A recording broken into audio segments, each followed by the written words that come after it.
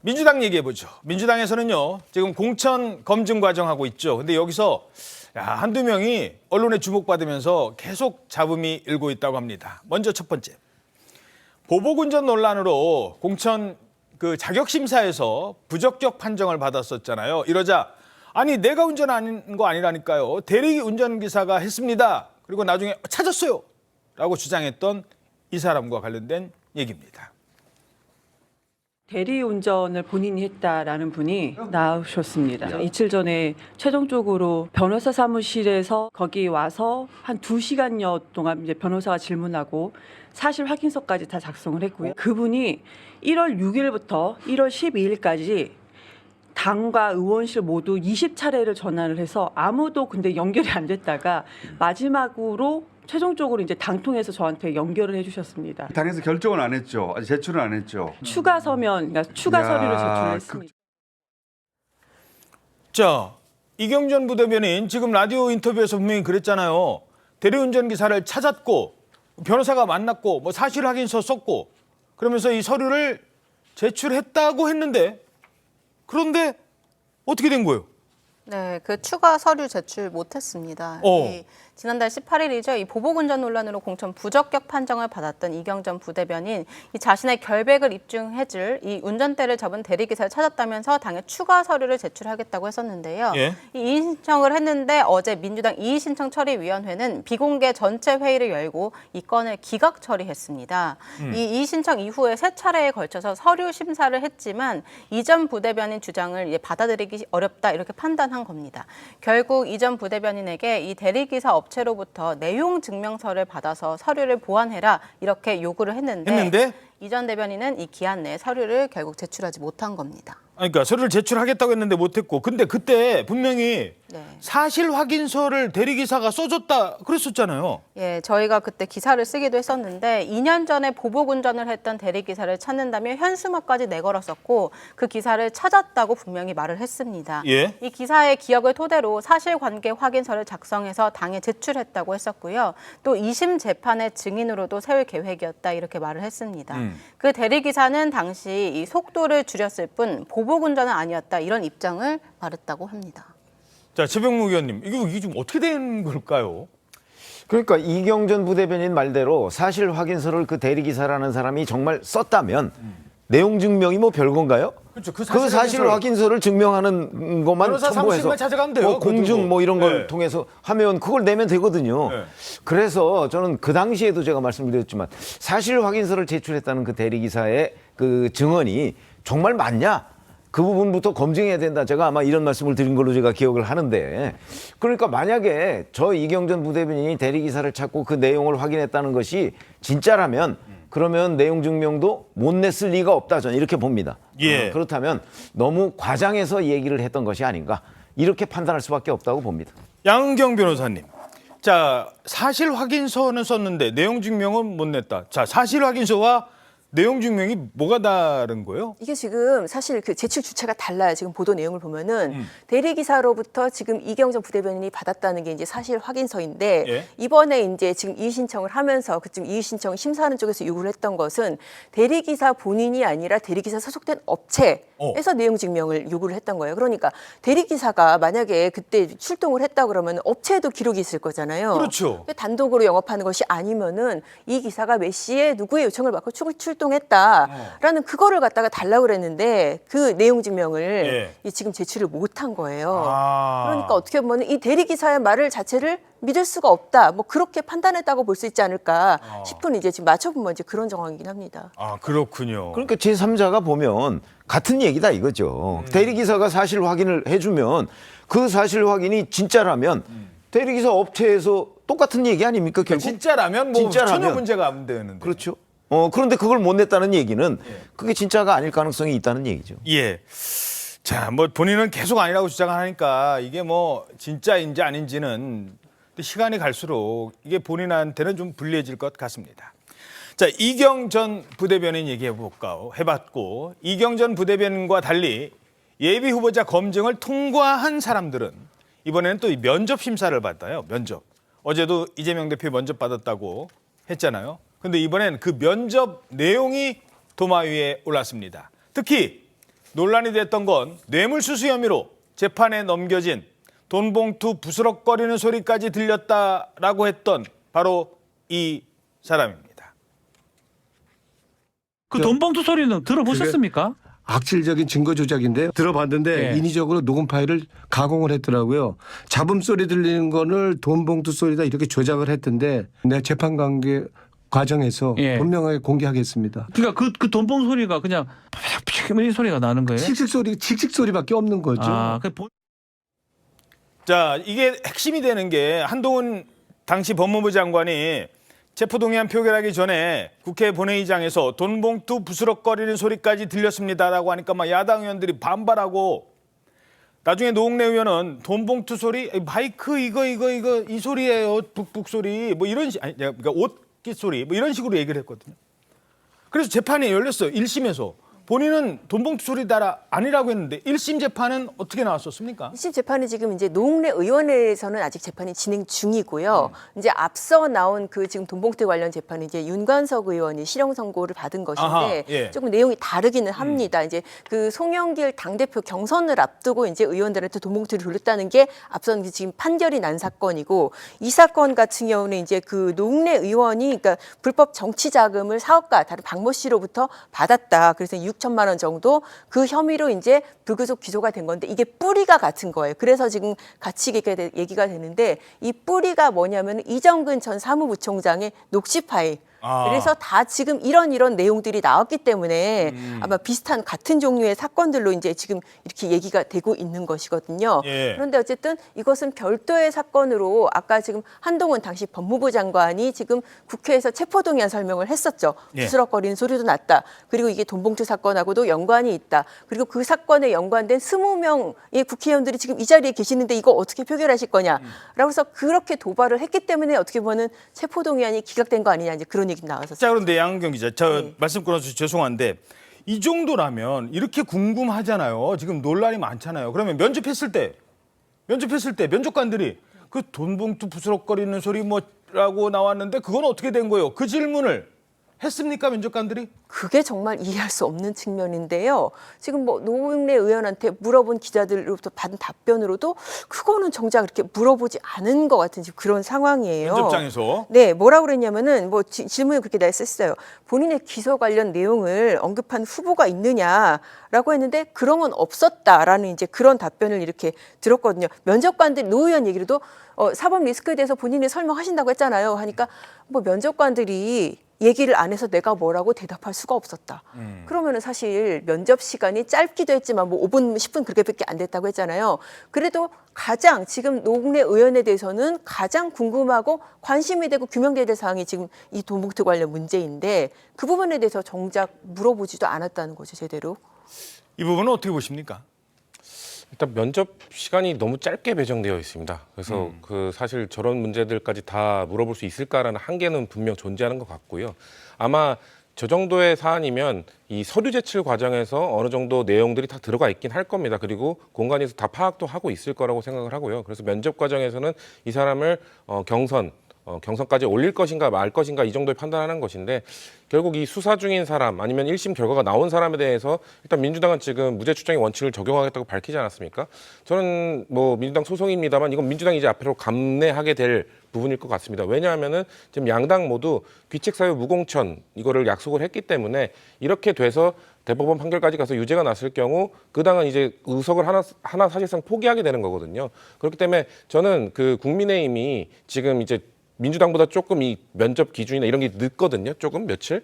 이제 국민의힘에서 이런 국민의힘에도 분명 예비 후보자들 중에 공천 신청자 중에 재판을 받고 있는 사람, 1심 결과 나온 사람이 있습니다. 이런 기준을 좀 높여줬으면 좋겠습니다. 지금 그 한국 정치의 양당의 수준이 다 낮아졌기 때문에 불과 한 10년 전만 해도 이러지 않았거든요. 제가 2012년 사례 딱 하나만 말씀드리면 그 당시에 요즘 핫한 임종석 전 실장 그때 민주당 사무총장이었거든요. 예. 근데 정치자금법 문제가 걸리자 불출마 선언과 사무총장직 사퇴까지 했습니다. 그때 재판 결과 나왔을 때입니까? 나오기 전입니까? 1심이 나왔었는데 유죄로 나왔었는데 대법원 가서 결국 무죄를 받았습니다. 그럼에도 불구하고. 그럼에도 불구하고 다 책임지고 다 해서 그 정치권 그 여야 할 것 없이 그때는 재판 중이거나 그러면은 그냥 감내하고 대법원까지 간 다음에 돌아온 것이 약간 관례였는데 그러니까 죄송합니다. 의원 배지 표현이 좀 죄송한데 예, 예. 의원 배지 내려놓고 가서 정정당당하게 싸우고 이기면 다시 돌아오는 거고. 그게 문화가 있었죠. 근데 이제 여야 모두 이제 좀 국힘이 과연 그 기준을 높여줄지 지켜봐야 될 사안입니다. 저는 만약에 국힘이 한동훈 위원장이 그 기준을 높인다, 그럼 민주당에게 매우 부담이 될 거라고 생각합니다. 우리 뭐 지금 한동훈 위원장 계속해서 민주당 뭐 범죄자들 다 뭐 가고 있다 이런 식으로 공격을 하고 있는데 국힘에 있는 1심 유죄 판결자 재판받고 있는 사람 공천에서 다 걸러낸다면 민주당으로서 매우 부담일 수밖에 없죠. 지켜봐야 될 부분입니다. 이 질문이 조금 뭐 조성스럽긴 합니다만 특정인에게 당 대표가 지금 재판을 몇 개씩 받고 있는 상황에서 아니, 나도 지금 재판 중이다. 나는 재판 중인 상황이라고 이걸 이유로 공천 탈락시키면 그럼 누구는 되고 누구는 안 되느냐 이런 얘기도 나올 수 있지 않을까요? 민주당 내부에서. 아니 당연히 만약에 저런 이유 때문에 본인이 총선에 뛸 수 없다 이런 판정을 받으면 그런 불만이 나오겠죠. 아 이거 결국 이재명 당대표 때문에 이러는 것 아니야? 그건 뭐 국민 눈높이가 저는 거기에 있다고 봅니다. 그래서 지금 민주당은 이재명 당대표 때문에 이 도덕성의 모든 기준이 다 낮아졌다.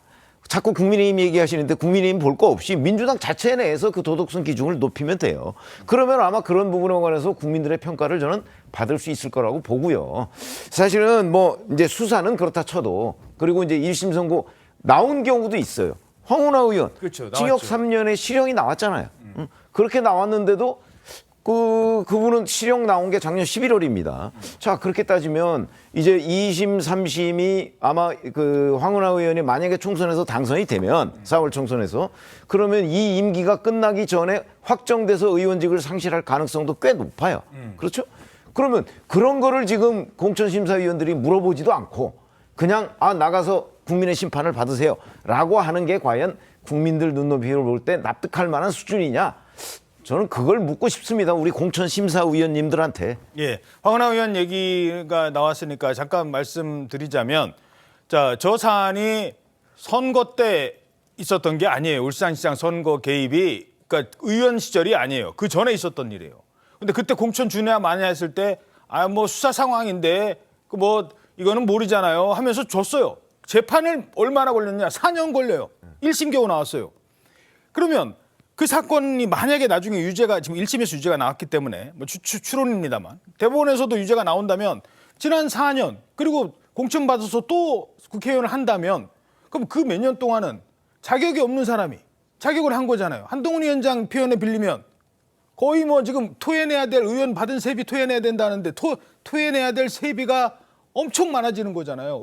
국민들은 그만큼 실망을 하는 거고. 맞습니다. 이게 뒤늦게. 사실 법원도 정말 책임이 큰 게 이 공직선거법 선거 관련 재판은 1심 6개월, 2, 3심은 각각 3개월 내에 끝내야 되는데 1심만 지금 4년 가까이 했기 때문에 결국 이런 일이 좀 생긴 겁니다. 예, 물론 1심이고 황운하 의원은 무죄를 주장하고 있다는 점도 말씀드리겠습니다. 자, 그런가 하면 민주당 내부를 또 술렁이게 하는 사람이 있습니다. 야, 이분 아직 안 끝났어요. 이재명 대표가 전화를 했다는 걸 본인이 공개하는 바람에 자 이재명 대표의 전화를 받았다고 주장하는 이 사람 얘기입니다. 이번 조국 사태로 문 정권을 떠받치는 86 운동권의 민낯이 드러났습니다. 자본주의를 비판하며 자본주의의 단물을 온갖 비정상적 방식을 통해 빨아먹는 추악한 위선자들이 되어버렸습니다. 이재명 대표에게 전화를 받으신 게 언제였던 거죠, 의원님 그러니까? 엊그제 받았죠. 이 윤석열 정권을 심판하는 이 어떤 지금 총선과 일련의 향후의 어떤 일정 정치 일정에 있어서 힘을 보태달라 이런 거죠. 이제는 저도 이제 과거보다는 조금 나이가 들었으니까 옛날처럼 막 거칠게는 안 하겠죠. 자, 옛날처럼 저 그렇게 막 거칠게 안 할 거예요. 살살 할 겁니다. 자, 민주당 의원들을 향해서 낮은 자세를 이제라도 취하겠다고 약속을 한 겁니다. 하지만 민주당 쓴소리가 나오고 있습니다. 미스터 쓴소리, 뭐 여러분 있습니다만 대표적인 미스터 쓴소리. 유인태 전 국회 사무총장 이렇게 말합니다. 이분 표현이에요. 인공기 들었다가 일장기 드는 사람. 그 민주당으로 2번 당선된 거 아니에요, 광명에서. 예. 그러더니 어느 날 저쪽에 가가지고 그러니까 이 자기가 몸담았던 민주당에 대해 침을 뱉어도 아주 태극기 부대 앞장선 의원처럼 처신을 했어요. 다시 일로 온다는 걸 보고 에레이 속으로 어떻게 일로 온다는 소리를 해. 저렇게 왔다리 갔다리 하는 사람들은 인민군 쳐들어오면 인공기 제일 먼저 들고 뛰어나갔다가 일제 때는 일장기 제일 먼저 들고 갔다가 이러던 사람들 있잖아요. 네. 아주 그냥 표현이 좀 거치긴 합니다만 쉽게 에라이라고 생각을 하셨답니다. 물론 이제 이거는 정당의 판단이에요. 이거 다 선거를 앞두고 정당에서는 이분의 영입이 도움이 될까 안 될까 그렇게 생각하는 차원입니다. 어떻게 보십니까? 글쎄 이제 특히 이현주 전 의원의 경우에는 이제 문재인 정부 때 문재인 대통령을 향해서 또는 친문들을 향해서 정말 입에 담지 못할 여러 가지 얘기들을 쏟아낸 기록들이 지금 다 남아 있습니다. 그렇기 때문에 이현주 전 의원이 최근에는 또 윤석열 대통령을 향해서 저런 쓴소리를 했거든요. 예. 그러니까 아마 이재명 대표는 윤석열 대통령을 향해서 쓴소리를 한 최근의 이현주 전 의원의 발언만을 보고 반윤이면 우리 편이다 이렇게 생각을 한 것으로 보이는데 기록을 찾아보면 과거 문재인 정부 때 친문들을 향해서 또 쏟아낸 것들은 훨씬 더 고약한 것들이 많아요. 아마 그런 부분을 유인태 전 국회 사무총장이 지금 얘기를 한 걸로 보이고요. 우선 저 문제와 관련해서 홍익표 원내대표, 이제 민주당의 투톱 중에 하나 아니겠습니까? 예. 홍익표 원내대표도 뭐 불출마나 아니면 뭐 결자 해지 같은 것이 필요하다 이런 식의 얘기를 했어요. 그러면 민주당의 대표는 이현주 전 의원에 대해서 복당하라고 하고 그다음에 원내대표는 복당을 하더라도 불출마나 뭐 이런 선택을 해야 된다고 얘기를 하고 뭐 이렇게 되면 복당이 어려운 것 아닌가. 우선 민주당의 대표와 원내대표부터 의견 일치를 보기 바란다. 이렇게 말씀드립니다. 야, 요게 민주당 내부에서 지금 선거, 총선, 뭐 경선 이런 거 공천 앞두고 얘기는 못하지만 이 얘기를 할 수 있는 상황이긴 같아요. 제가 좀 말하기도 좀 조심스럽습니다만. 이게 논란이 되고 있는 게 결국 기준이 동일하지 않기 때문인 것 같아요. 아예 이번 총선에는 우리가 외연 확장, 선거 승리를 위해서 외연 확장할 거니까 다 과거는 묻어두자. 이 기준을 하기 위해서 이현주 전 의원을 받아들인다. 그런 기준을 잡았다면 뭐 친문, 뭐 비명 이런 의원들도 다 동일한 잣대를 적용해야죠. 근데 지금 원외에 있는 뭐 친명을 호소하는 분들이 뭐 친문들은 뭐 불출마하라, 뭐 책임져라 이런 식으로 기준을 다른 잣대를 적용하기 때문에 이것이 문제가 되고 있는 것이고 당에서 뭔가 이현주 전 의원 개인에 대한 호불호가 섞이면서 이게 논란이 되고 있는 건데요. 저는 그러면은 당대표께서 일단 얘기하시지 않았습니까? 전화를 하셨다는 게 밝혀졌기 때문에 당대표가 이런 외연 확장을 위한 기준을 얘기했으니까 앞으로도 친문 출신이나 비명원에 대한 그런 원외 인사, 친명 호소인들이 그런 발언을 하면 안 된다고 생각합니다. 자, 여기서 이렇게 논란이 되니까 이재명 대표가 왜 갑자기 전화를 했을까? 왜 이현주 전 의원한테 직접 전화까지 해서 복당을 제안해서 이 논란을 이렇게 키우는 걸까라고 지금 볼멘 목소리가 나오고 있어요. 그래서였을까요? 이 비판의 화살을 대신 막아주려는, 대신 맞으려는 분이 등장을 합니다. 누구였을까요? 함께 보시죠. 왜 이렇게 좀 큰 문제가 되는지 잘 모르겠습니다. 개인적으로는 반윤 연대를 위해서 통 크게 좀 같이 가는 게 좋겠다는 생각 때문에 제가 이게 아이디어를 냈던 겁니다. 이재명 대표가 아니라 정성호 의원님이셨는 뭐 거예요? 어쨌든 뭐 그렇죠. 자주 제가 사실은 소통해 왔던 사람입니다. 자, 제가 사실은 아이디어를 냈던 겁니다. 애매해요. 누가 전화를 했던 거에 대한 아직 표현은 없지만 이게 어떻게 되는 거예요, 지금? 예, 이 복당을 둘러싸고 민주당 내에서도 이 논란이 계속되자 정성호 의원이 이 복당을 처음 제안한 건 이재명 대표가 아니라 본인이다 이렇게 공개적으로 발언을 한 겁니다. 이 아무래도 이 아까 말씀 주신 것처럼 논란의 화살이 자꾸 이 대표를 향하자 이 최측근인 정성호 의원이 수습에 나선 것으로 풀이되고 있습니다. 이 정 의원은 이 본인이 원내 수석 부대표를 할 때 이현주 전 의원이 원내 대변인이었고 18대 때 맞아요, 그랬어요. 예, 그리고 서로 잘 알고 그 이후에도 연락을 했고 또 이 대선 과정이나 대선 후에도 가끔 연락하고 여러 현안에 대한 의견을 주고받는 사이였다 이렇게 강조를 했습니다. 그러면서도 이 얘기를 했는데요. 이현주 전 의원의 복당 논의가 이 심각한 게 아니다라고 말을 하면서 진지하게 검토된 게 아니다 이런 취지로 설명을 했습니다. 아, 그랬군요. 야, 정성호 의원 또 나와요. 자, 정성호 의원이 누군지 최근에 그 공개됐던 사진 한 장 기억나십니까? 어떤 사진이었는지 문자 메시지. 저 때도 현근택 변호사 논란되자 성비위 문제로 논란이 되자 그때 어떻게 할까요? 하니까 글쎄요.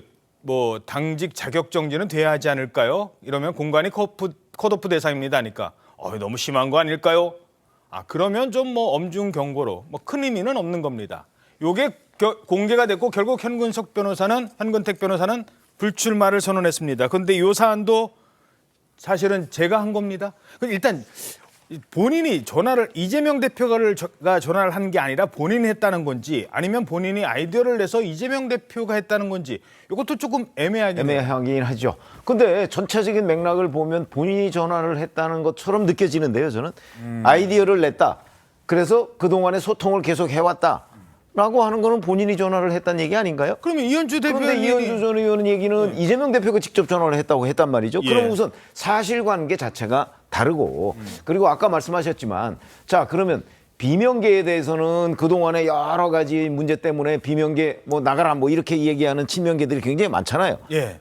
그런데 이현주 전 의원은 들어와라. 그러면 들어오라 이렇게 얘기하는 거니까 예. 이게 뭐 사람에 따라서 이랬다 저랬다 하는 것인지 뭐 전후 관계가 뭐 이렇게 좀 그 일관성이 너무 없어 보이기 때문에 더군다나 지금 대표와 원내대표 의견이 다르지 않습니까? 아마 이재명 대표는 실제 전화를 해서 복당을 제안했다면 이현주 전 의원을 뭐 수도권이나 어디에 아마 공천하려고 했을 텐데 예. 지금 원내대표는 불출마 얘기나 뭐 이런 얘기를 하고 있잖아요. 그렇게 되면 당내 의견부터 기준부터 좀 통일을 해야 되지 않을까 이런 판단이 됩니다. 자, 당을 나간 이현우 의원 조금 전에 그래픽 나왔죠. 이렇게 얘기를 합니다. 자, 민주당에 있다가 탈당한 이현우 의원 아니 정성호가 나섰다고요? 이재명은 정성호의 아바타입니까? 왜 정성호 말을 듣고 이재명 대표가 전화를 하고 그래요? 이게 당 시스템 망가졌다 이런 증거입니다. 이렇게 얘기합니다. 그랬더니 정성호 의원 아니 비선 논란이라뇨. 제가 사선이어야 되는데 제가 왜 비선입니까? 사선이지. 자, 여러 사람 중에 한 사람으로서 그냥 의견만 낼 뿐이다. 이거 자칫 잘못하다간 이현주 의원 한 사람의 거취를 놓고 만약에 여기서 안 되겠네요. 이현주 의원님 오지 마세요. 그랬다가 이현주 의원이 발끈하고 또 뭐 얘기하면 이거 뜨거운 감자가 될 수도 있어요. 예, 그리고 아까 이현주 전 의원 그 정성호 의원이 말씀하신 그 방송에서 뒷부분에 예. 그 당신께서 소통을 하다가 대표한테 건의해서 대표가 전화를 했다 이렇게까지 얘기를 뒤에 하셨어요. 그러니까 전화를 한 거는 이재명 대표가 맞네요. 아마 뭐 평소에 소통을 했다는 게 만나서 하신 건지 본인도 전화를 통해서 하신 건지는 모르겠습니다만 두 분 다 전화하셨을 가능성도 있긴 합니다. 근데 전 정성호 의원이 비선이라는 단어 뜻이 뒤에서 몰래 뭔가 의견을 제시하고 하는 건데 물론 아까 그 우리가 화면 자료를 봤던 그 현근택 그 부원장에 대한 그런 것들은 뭐 좀 부적절했다고 생각합니다만 이런 뭔가 어떤 인사를 좀 같이 들여오는 게 어떻겠냐 정도의 의견은 당내 중진 4선 의원인데 저는 이건 비선이 아니라 비선의 반대하면 개선 이거 좀 어려운 말이니까 공식 실세다. 정성호 의원이 공식 실세인 거 모두가 알고 있지 않습니까? 비선인지 사선인지 모르지만. 네, 뭐 그렇기 때문에 저는 그리고 저 개인적인 의견입니다만 전 정성호 의원님이 이런 뭐 지금 당내에 있는 갈등, 친명과 비명 간의 갈등에 있어서 한 번도 뭔가 비명 의원이나 뭐 친문 의원이나 이런 분들에게 대한 뭐 잘못된 발언이나 좀 그 갈등을 조장하는 발언을 한 번도 하신 적이 없거든요. 전 좀 더 공식적으로 나서 주셨으면 좋겠어요. 이런 분이 오히려 좀 더 이재명 대표 더 가까운 곳에서 조언을 하고 당을 이끌어 주시는 게 저는 좋지 않을까라고 개인적으로 생각합니다. 예, 내가 왜 비선입니까? 사선입니다. 비선인지 사선인지 모르겠습니다만 이 사안이 참 이현주 전 의원 때문에 당이 혼선을 빚고 있는 건 사실인 것 같습니다. 자, 한 가지만 더 짚어보죠. 지금 이 상황에서 지금 유권자들은 몰라요. 이 사람들이 누군지. 근데 검찰은 알고 아마 재판부도 알게 될 겁니다. 하지만 이게 아마 투표하기 전까지는 공개되지 않을 수도 있습니다. 그 문제입니다. 돈봉투 수수 의혹 사건 1심에서 윤관석 의원 징역 2년 유죄 나왔죠. 윤관석 의원은 말하자면 전달책입니다. 그런데 돈을 받은 사람들이 있을 거 아니에요. 이 현역 의원들, 이분들의 처신이 논란입니다. 검찰이 지금 소환을 했대요. 그런데 안 나온다고요, 지금? 네, 그렇습니다. 민주당 의원 7명에 대해서 검찰이 원래는 이제 바로 소환 통보를 한 게 아니라 그동안 일정 조율을 했었다는 거죠. 네. 그런데 계속 불응하니까 결국 소환 통보를 했는데 거기도 지금 불응을 한다. 이런 기사가 이제 그 뭐 조선일보가 단독으로 썼었습니다. 보도가 됐는데 두 가지 측면에서 바라볼 수가 있어요. 일단 검찰에서 소환 통보 받으면 일반인 같은 경우에 그렇게 불응할 수 있을까? 이것도 어떻게 보면은 아니 본인이 떳떳하면은 나가서 아니라고 해서 소명을 하면 되지. 이거 자체를 갖다가 뭐 총선을 이유로 불응한다는 것 자체가 어떻게 보면은 그 국회의원의 특권적 행태가 아닌가 그렇게 좀 볼 수가 있고 또 하나는 이 의원들의 입장에서 보자면은 검찰이 이거 증명할 수 있겠냐 이거예요. 지금 일단 유죄가 1심 유죄가 난 것은 전달 과정에 관여한 사람들이 이제 유죄가 난 것이고요. 정작 이제 중요한 것은 이 20개의 돈 봉투 300만 원씩 들어있는 총 이제 6천만 원이죠.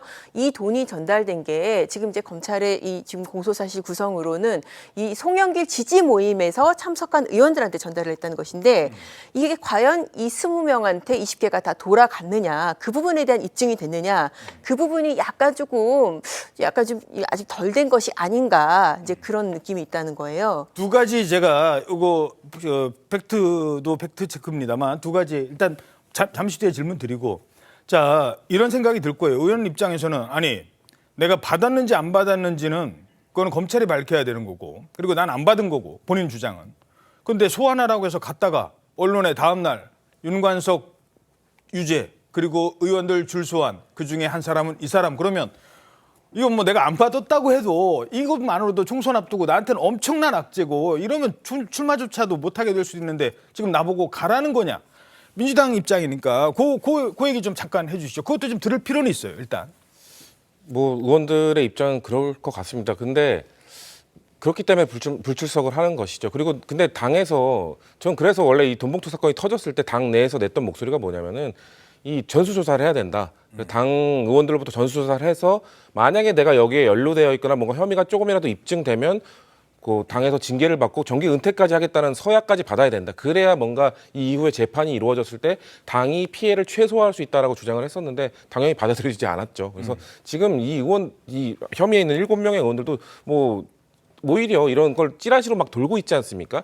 이런 소문들이 본인들에게 부담스럽기 때문에 계속해서 아니라고 밝히는 것들을 지금 해나가고 있는데 글쎄요, 지금 이미 어느 정도 받았다는 사람이 뿌렸다는 사람이 이미 뿌렸다고 했기 때문에 준 사람이 있어요. 예, 준 사람이 있기 때문에 증거 불충분으로 아마 받은 사람을 밝혀내지 못할 수는 있습니다만 이 부담은 민주당이 계속 안고 가야 되는 거죠. 예. 민주당은 매우 부담 있는 상황이 앞으로 쭉 이어질 거라고 생각합니다. 양은경 기자, 다른 사건에서 이 사건이 아니라 이 의원님들 연루된 사건이 아니라 줬다는 사람이 1심에서 유죄까지 났는데 2심에서 소환했는데 오지도 않는다.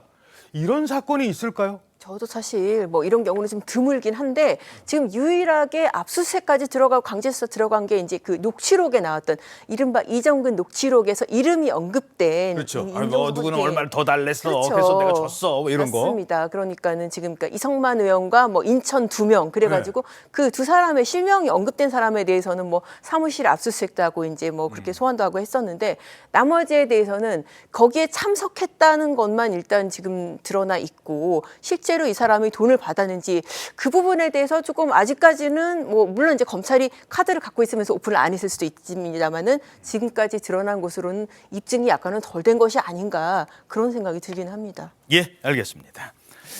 자, 공천을 두고 민주당 내에서 갈등이 이렇게 분출하고 잡음이 계속되자 그래요? 그러면 저희 집으로 오시죠. 몸집을 키우는 곳이 있습니다. 바로 제3지대. 과거 본인 스스로 원조 친명으로 칭했던 민주당의 유승희 전 의원이 이재명 대표를 이번에는 저격을 하면서 전격 탈당합니다. 우리 민주당의 그 경선 후보 중에 실질적으로 민주당의 정체성에 맞는 후보는 유일하게 이재명 후보라고 생각합니다. 당대표를 비롯해 상당수 국회의원들이 도덕성 시비에 걸려 방탄에 집중하다 보니 윤석열 정부의 독주와 국정 실패를 제대로 견제하지 못하고 당의 지도자가 원칙과 신의를 지키지 못하고 일관성과 명분이 없으면 당의 공적인 시스템이 무너지고 공정성이 무너질 수밖에 없습니다. 아니 경선 때는 이재명 대표를 사실상 공개적으로 저렇게 지지를 했는데 이제는 욕을 하면서 떠나간다. 갑자기 왜 탈당하는 거예요? 예, 민주당이 유 전 의원에 대해서 이 4년 전 당내 경선 부정 의혹 제기와 지속적인 허위 사실 유포를 문제 삼아서 부적격 판정을 통보했기 때문입니다. 이 유승희 전 의원은 17대 총선에서 열린우리당 비례대표로 국회에 입성하고 19대 20대 총선에서 서울 성북갑 지역구에서 3선 의원을 역임한 의원입니다. 2017년 대선 후보 경선 때부터 아까 들어보신 것처럼 이재명 대표를 지지하다가 지난 2021년 대선 후보 경선 당시에도 명랑 여성시대라는 전국적 조직을 결성을 해서 이 대표 선거운동을 적극적으로 도운 걸로 알려져 있습니다. 그래서 이 원조 친명이다 이렇게 불리는데 결국 이 지지자 300여 명과 함께 탈당 선언을 했습니다. 유 전 의원은요, 이 경선 불복 프레임으로 예비 후보 자격조차 주지 않은 상상도 못한 일이 벌어졌다고 주장을 했습니다. 예, 유 전 의원은 탈당을 하고 이낙연 신당, 이 새로운 미래에 합류할 것으로 보입니다. 그렇군요. 자, 뭐 새로운 길을 찾아서 간 겁니다. 국민의힘 민주당 공천 심사하면서 자격 심사에서 일단 지금도 이런데 막상 공천 떨어지면 어떻게 될까요? 자, 이러면서 바빠지는 곳이 있습니다. 조선일보 6면 보시죠. 신당, 양당 공천서 밀린 인사들 이삭 줍기. 최병묵 의원님, 이삭 줍기가 무슨 말입니까? 밀레가 그린 그림인가요? 가을에 보면 추수를 하지 않습니까? 예. 그럼 추수해서 벼를 다 벤다고요. 벨 경우에 그 벤 벼는 다 가져가는데 떨어진 이삭들이 있잖아요. 예. 그 이삭들을 지금 주워가는 사람들이 있잖아요. 그것도 쌀은 쌀이에요. 쌀은 쌀이죠. 아니 그것도 결국 쌀입니다. 그러다 보니까 이제 그걸 언론에서 이삭줍기라고 표현하는데 그거는 각 당 큰 거대 정당의 공천에서 탈락하거나 아니면 경선에 참여하지 않은 사람들은 또는 전략공천이나 이런 거에서 배제된 사람들은 출마를 할 수 있거든요. 그 사람들이 이제 자기 살 길을 찾아서 사실은 제3당, 제4당 이런 곳에 문을 놓고 하거든요. 예. 그거를 이제 이삭줍기라고 표현을 합니다. 근데 제3당, 제4당에서는 저렇게 전직 의원보다는 현직 의원이 중요하죠. 현직 의원이 왜 중요한? 현직 의원이 왜 중요하냐면 현직 의원들을 많이 확보하면 할수록 사실은 국고보조금 많이 나오죠. 그렇죠? 그다음에 여러 이제 기호가 올라가요. 지금 기호 3번이 정의당이죠. 6석입니다. 그런데 만약에 7석 이상을 확보하면 기호 3번을 차지하게 돼요. 그리고 전국적으로 통일된 기호를 받게 돼요.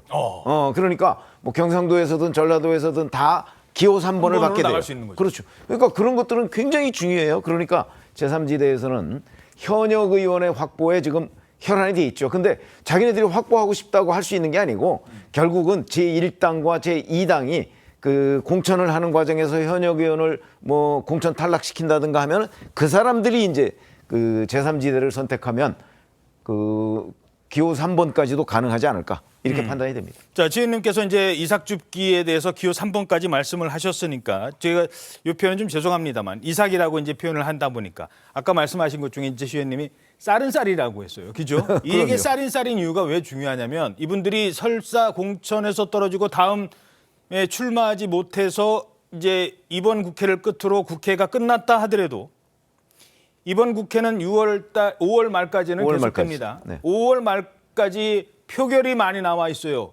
예를 들어서 무슨 특검법과 관련된 표결도 남아 있고 이삭들이 이번엔 쌀은 쌀이지만 과거에 떨어진 이삭과는 또 다른 이유도 분명히 있을 겁니다. 지금 누가 이삭인지 아니니까 저희들 이렇게 편하게 말씀드리는 거예요. 그 이삭의 중요성도 이번에는 좀 다를 것 같아요. 그렇죠. 5월 29일까지가 이제 임기입니다. 그러니까 4월 10일 총선이 끝나면 5월 29일까지 따지면 대략 한 달 20일 정도 기간이 남아 있죠. 만약에 그때까지 뭐 예를 들어서 지금 와 있는 뭐 이태원 특검법이라든가 아니면 이제 우리가 통칭 김건희 특검법이라고 하는 이 재표결이 그때 이루어진다면 그러면 이제 국민의힘에서 이탈표가 있지 않겠느냐 하는 게 민주당의 기대일 수 있겠죠. 근데 제가 보기에는 민주당에서도 이탈표가 있을 거거든요. 그렇죠. 그렇기 때문에 이건 예측이 어렵습니다. 네, 알겠습니다. 자, 이삭이 뭐 쌀일 수도 있고 보리일 수도 있는 거니까요. 자, 기호 3번 차지하면서 이렇게 국고보조금 확보, 그다음에 번호, 신당들이 뭉쳐야 될 판에 근데 여기도 쉽지 않아요. 신당도 누구를 중심으로 갈 것인가. 이준석 개혁신당 대 이낙연 전 대표가 이끄는 또 다른 신당. 자, 이낙연 대표를 향해서요. 이준석 대표가 말이 좀 거칠어져요. 아니 출마하시라니까요. 그랬더니 뭐 광주 쪽 출마한다고 얘기까지 나왔잖아요. 근데 이번에는 한 발 더 나갑니다. 신윤핵관 같다. 저는 개혁미래당에 굉장히 실망했던 게 뭐냐면은 이분들이 대안을 놓고 우리의 교통복지 공약은 이것이다.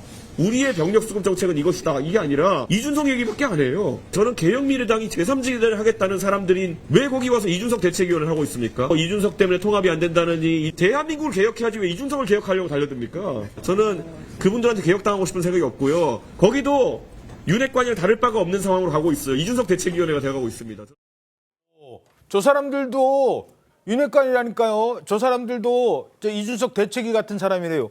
야, 이거 비판 수위가 꽤 높아져요.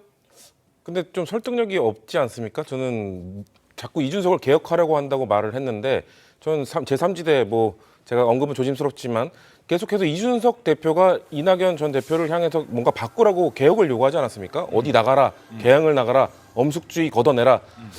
이낙연 대표가 이준석 대표에게 요구했던 건 전 기억이 나지 않는데요. 만약에 이게 전략이라면 자충수를 둔 거라고 봅니다. 왜냐하면은 만약에 이후에 합쳐지잖아요. 그럼 윤핵관이란도 합칠 수 있었으면은 왜 나왔겠습니까? 그렇기 때문에 만약에 합치게 되면은 본인이 이것을 전략적으로 본인이 좋아하는 그 약속 대련을 한 것이라는 걸 증명하는 것이 되는 것이기 때문에 본인이 본인을 부정하게 될 것인 약간 자충수를 두게 된 발언으로 보고 있습니다. 알겠습니다.